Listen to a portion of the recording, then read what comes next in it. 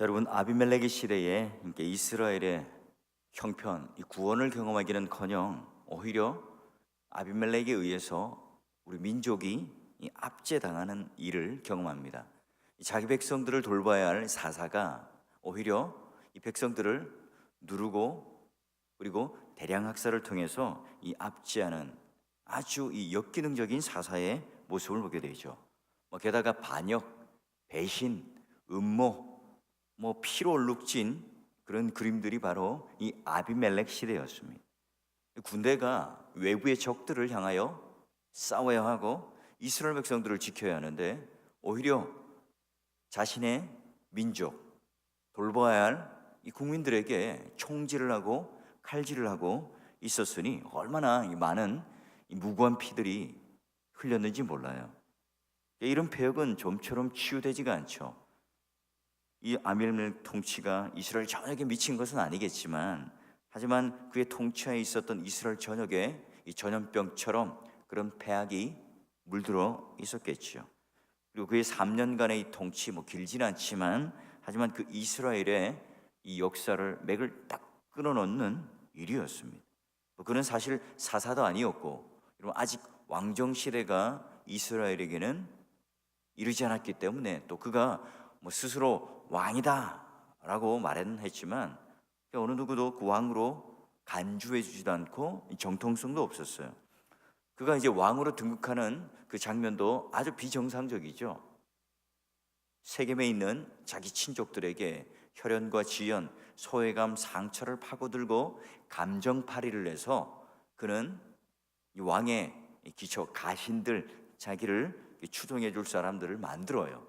게다가 바알브릿 신전에 가서 은 70개를 주고 그리고 정치 깡패를 사게 되는 온갖 추악한 짓을 다 동원해서 억지스럽게 왕이 되었고, 자기 형제도 죽이고 급기야 자기를 지지하던 그 세겜 사람들까지도 사륙을 하게 되는, 그의 최후는 아주 비참하게 여인이 던지는 맷돌 하나를 맞고 마치 이 뇌가 연두부 부셔지듯이 딱 부셔지며 그는 아주 비참한 말로를 이렇게 맞이하게 됩니다. 그 폭군, 그 미친 개는 이제 죽고 역사 속에 사라져요. 하나님께서 왜냐하면 그 악행을 그대로 두고 보고 계시지 않고 직접 나셔서 이 아비멜렉을 심판하셨습니다. 그 이후에 이제 공백 어떻게 처리될 것인가, 상당한 혼란이 있었겠지만 하나님께서는 또한 곧바로 2명의 사사를 이스라엘 백성들의 구원을 위하여 보내어 줍니다. 자, 사사인 돌라와 야일 23년 또는 22년을 치리하였더라. 둘이 합하면 한 40몇 년을 치리했는데요. 오늘 2명의 사사는요, 성경의 이야기에 굉장히 짧습니다. 2명을 소개하고 업적을 이야기하는데 불과 5절밖에 사용하지 않습니다. 그러나 여러분이 나름대로 굉장히 중요한 기능을 하는데요, 이 다음에 돌라와 야일, 이 다음에 나오는 사사가 누구죠? 입다예요. 그 다음에 입산, 엘론, 압돈, 이 소사사 사이에 입다가 딱 들어가 있습니다. 여러분, 이 소사사, 이 말의 의미는 소선지서, 소사사라는 말은 업적과 기능과 이름과 이런 것들이 좀 뒤처지기 때문에 우리가 생각하기에 1등부터 10등, 11등부터 꼴찌까지 이렇게 해서 대사사, 소사사 이렇게 표현하는 게 아니라 양이 적다는 거예요.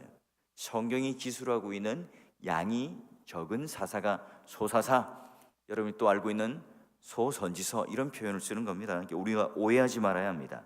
그러니 여러분, 입다를 중심으로 2명의 소사사, 3명의 소사사, 자, 이렇게 연결되어서 큰 원을 그리면서 입다라고 하는 이 사사도 이 정상적이지 않은 그 주인공을 이 정상적인 소사사들이 이렇게 둘러싸서 그 이야기를 만들어내고 있습니다.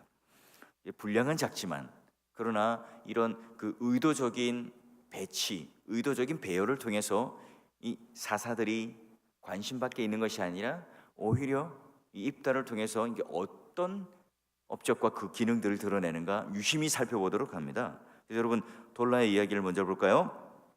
성경에는 딱 단 2줄 서술되어 있습니다. 보시면 아비멜렉의 뒤를 이었다라고 명시적으로 밝혀요. 자, 이 이야기는 이 돌라의 이야기는 시대적 배경이 어디라고요? 이 아비멜렉과 같이 암흑의 시대를 통과한 직후에 나타난 사사가 바로 돌라다 하는 거죠. 자, 그런데 그가 누구 이사갈 사람 도도의 손자 부하의 아들이다. 자, 그런 이 명시적인 짧지만 그럼 우리에게 주는 의미가 있습니다. 그리고 구원하다. 여러분, 돌라가 여기 딱 보니까 어디서 무엇을 했고 어떤 군사적 행동을 했고 어떤 나라가 이스라엘을 압제했는가, 거기에 대한 정보가 하나도 나와 있지는 않습니다. 또한 어떤 환란을 당했는지도 전혀 알 수 없죠. 성경은 그가 단지 에브라임 산지 3일에 거주하였다, 23년간 다스렸다 하고 딱 간단한 정보만 제공합니다. 근데 여러분, 오늘 우리가 보기에는 굉장히 짧은 소개지만 그 당시 때 1차 독자였던 이스라엘 백성들이 읽을 때에는 그런 이 장면들이 다 이게 사진처럼 떠오르는 기능들이 있어요. 자, 에브라임 종려나무 아래에 있었던, 에브라임 산지 밑에 거주했다. 이거 어느 사사와 딱 그림에 맞아떨어지죠. 이 장면은 이스라엘 사사였던 드보라의 이야기가 생각나요. 아주 평온하게 다스렸던 재판관이었던 드보라의 이야기를 통해서 야, 돌라가 바로 이런 안정적인 행정적인 조치, 내치의 힘을 썼던 바로 그런 사사군 하는 것을 우리는 알 수 있죠. 왜냐하면 이 아비멜렉이 완전히 이 나라를 말아먹었잖아요. 백성들 간에 서로가 이 지역주의와 분열주의로 정치를 했기 때문에 서로가 극단적으로 미워하고 서로를 향해서 또한 이 분열과 또한 통합되지 못했던 이 나라의 위기가 있었어요. 해체가 되었고 혼란이 되었던 그 이스라엘 나라를 이 사사가, 이 돌라 사사가 내치를 잘하고 행정적인 조치를 잘했음을 우리는 알 수 있어요. 그러니까 에브라임 이 종려나무 아래라고 하는 이 의미는 바로 그만큼 행정가로서 탁월한, 분열되어 있었던 그 나라를 통합해냈던 그 장면을 그려냅니다. 자, 여러분, 우리가 이 그에 대한 통치 기록이 없었다고 해서 훌륭한 사사가 아니라는 생각은 오산이에요. 우리가 읽었던 이 장면 속에서는 충분히 이 아비멜렉 시대 이후에 그러면 가장 큰 문제가 뭐였었는가? 우리는 잘 알죠. 서로가 같은 민족이지만 싸웠던, 서로가 왕을 세우려고 했던, 서로 형제끼리 피바람이 불었던 그 장면 속에서 이제 돌라가 그 모든 상처와 분열을 씻어내고 하나로 통합하는 그 안정적인 그런 그림을 그려내었다는 것을 알 수 있어요. 그러니 이 세월간은 뭐 외적을 막아내고 군대와 함께 전쟁을 벌였다, 이런 장면이 아니라, 자, 이방인의 압제에서 이스라엘을 구원하기보다는 행정적인 조치를 통해서 오늘 이스라엘 백성들의 마음을 다스리고 하나가 되게 하였다 하는 그 무질서를 잡았다는 것으로 이 돌라의 이야기, 그 업적은 우리들에게 말해줍니다. 자, 그래요. 여러분, 문제가 없는 곳은 없죠. 사건이 없는 곳은 없습니다. 무덤만이, 죽어있는 시체만이 고민도 없고 염려가 없고 문제가 없죠. 교회도 마찬가지입니다. 늘 문제와 사건이 있는 것이에요. 넘치죠. 이 어떤 게 훌륭한 지도자일까요? 이런 어떤 게 정말로 목양이나 교회가 잘 이렇게 굴러간다고 생각하세요? 뭔가 큰 사건이 터지고 문제가 일어나서 그런 기념비적인 그런 역사적인 어떤 일들을 하고 뭐 돌파하는 일들, 여러분, 이런 것만 잘하는 걸까요? 그렇지 않죠. 제가 이제 교육자들과 함께 늘 이 귀에 못이 박히도록 하는 말이 있어요. 이 교회가 아무 일 없이 잔잔하게 흘러가는 게 진짜 그게 실력이죠. 그게 바로 이제 예방 목회라는 거예요. 뭔가 사건이 터져요. 거기 가서 수습을 해요. 뭐 잘 수습이 될 수도 있겠죠. 자, 그만큼 우리는 그 이전에 아무 일 없이 흘러갈 수 있도록 그 예방적인 그런 조치를 잘 하고 또 그런 열심을 내는 것, 이것 이상으로 엄청난 에너지가 쏟아지죠. 또 문제가 발생하면 이게 완전히 또 치유가 되지 않아요. 사람들 사이의 갈등, 미움, 분열, 이런 사건이 터지고 나서 위로하고 신방하고 조치하지만 그게 말끔하게 해결되지 않는다고요. 그런 일들이 일어나기 직전에 어떻게 해요? 바로 우리가 그 미연에 방지할 수 있는, 여러분, 그래서 오늘 우리가 아무런 문제 없이 흘러가는 이 평온함이 우리가 생각하기에 실력이 없거나 뭐 그런 이 평화 시대 자체가 소사사로서였던 다른 사사보다 떨어지거나 또는 그 비교해서 못하고 있는 사사가 아니라는, 이 진짜 실력이라는 거고요. 자, 이어서 이제 야일에 이어서 야일도 돌라와 마찬가지예요. 자, 3절에 소개하는 거 보니까 길앗 사람 야일이 일어났다 되어 있죠. 자, 그 후에라고 하는 이 말도 돌라의 통치가 끝난 이유라기보다는 이 아비멜렉 시대 이후 이 다른 지역에 있는, 즉 길르앗 쪽에 있는 이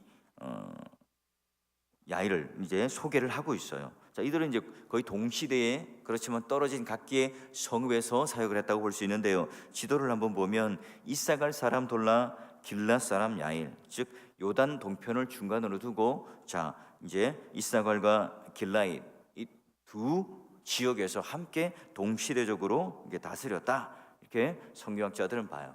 물론 여러분, 우리 길앗이라고 하는 것은 모세가 점령했지만 그 이후에 이 아모리 왕이 있었던 아주 비옥한 땅이기도 하죠. 목축하기 좋은. 그래서 여러분, 아가서에도 보면 그 아주 풍요로운 땅을 이렇게 설명을 해내고 있습니다. 그러니까 이스라엘은요 12지파로 각각 나뉘어져 있었죠. 여호수아가 가나안을 정복할 때에 제비뽑기로 해서 나눠져 있었기 때문에 오늘 이 사사들 사이 안에서도 그런 지역 안에서 자기 지파를 다스려내는 또 그런 기능들을 하고 있었다는 거죠. 자, 그러니 매 지파의 사사를 한 번씩 세우고 또 지역적으로 나뉘어져서 이게 균형되게 이렇게 다스려지고 있었는데요. 자, 여기 야일, 이 길앗 사람 야일은 이 소개가 또 굉장히 독특해요. 나의 빛, 계몽자라는 의미가 있는 이름을 가진 이 야일은요, 그의 집안의 내력을 어떻게 설명하나요? 길앗 사람 야일은 아들 30명이 있더라. 어린 낙이 30을 탔고 성읍을 가졌더라. 그리고 하봇 야일이라 부르더라. 이렇게 되어 있죠. 자, 여러분, 야일의 30명의 아들, 또 30명의 낙이, 30명의 성읍, 얼마나 야일이 풍요로웠는가, 부유했는가를 보여줍니다. 이 당시에는 부유한 사람들만 나귀를 타고 있었거든요. 그러니 아들에게 이제 최고급 승용차를 주고 각 도마다 성마다 다스리겠더라, 그런 표현인 거예요. 자, 그러면 오늘 아들에게 성읍을 하나씩 맡겼다. 자동차도 하나 있었더라. 아주 부유한 모습인데요. 그리고 야일의 장막, 야일의 거주지 하봇 야일이었더라. 이스라엘 백성들도 나중에 얼마나 이 사사를 통해서 이 구원 사역이 잘 이루어졌고 부유했던가, 그런 것들을 배울 수 있지만요, 또 하나 한 어두운 장면이 뭐죠?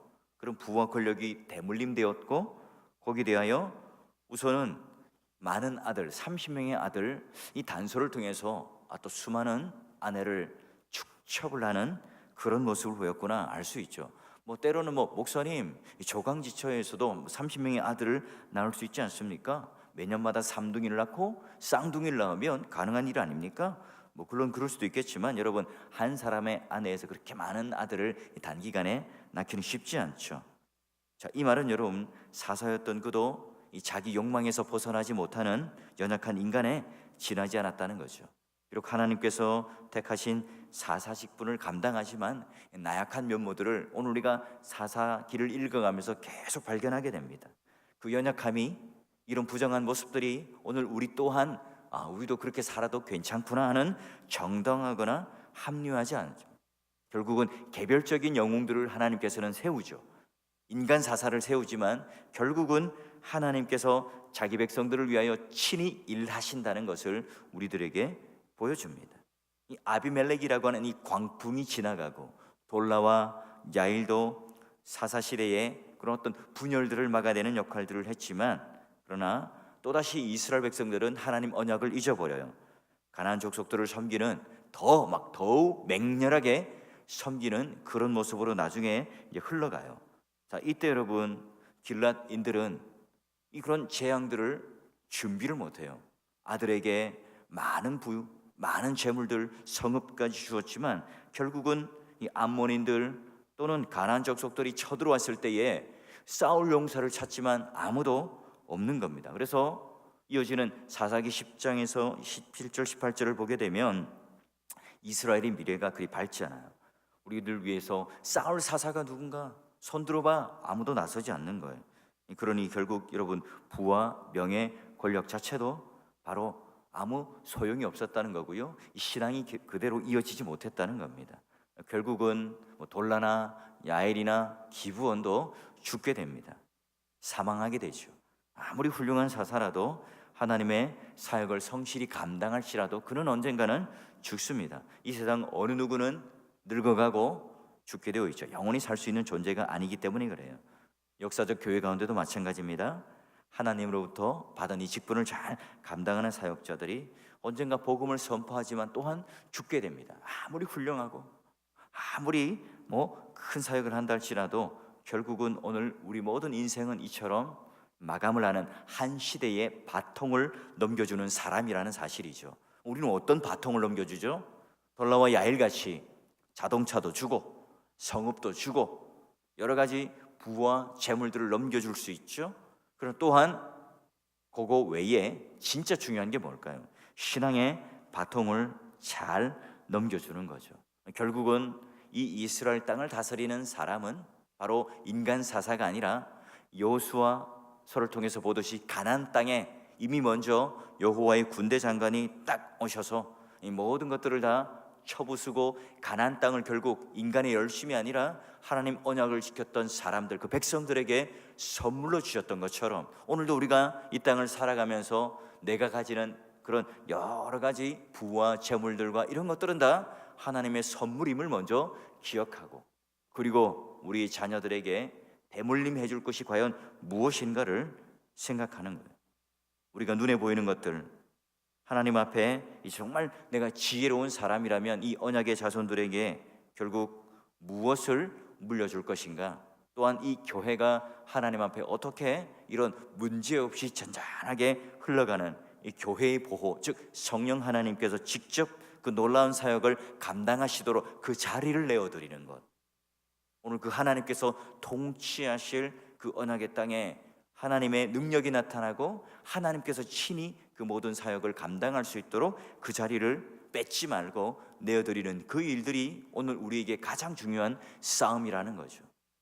뭔가 업적을 쌓고 뭔가 외적과 침입하여 또 그들과 싸워서 이름을 드낼 만한 그런 여러 가지 일들을 내가 만들어냈다, 이게 오늘 내 캐리어나 명함에 붙는 이야기가 아니라 뭔가 아무 일 없는 것 같지만 꾸준히 살아내고 또 살아내어서 세월을 이겨내고 그 믿음이 계속해서 건강하게 이어지는, 그게 오늘 우리 인생의 가장 중요한 하나님 앞에 남겨주는 자녀들에 대한 유산임을 우리는 꼭 잊지 마시고, 오늘 내가 하나님 앞에 그 바통을 이어가는 건강한 믿음을 견지할 때에 또 우리 자녀에게 동일한 그런 은혜의 역사를 이어주고 물려줄 수 있다는 사실들을 우리 다시 한번 기억하셔서 하나님 앞에 우리가 가지는 이 역사적인 대대, 이어줌, 그 바통, 그 문제의식, 그리고 가장 중요한 우리의 그 우선순위들을 다시 한번 분별하셔서 우리 이 시간 하나님 앞에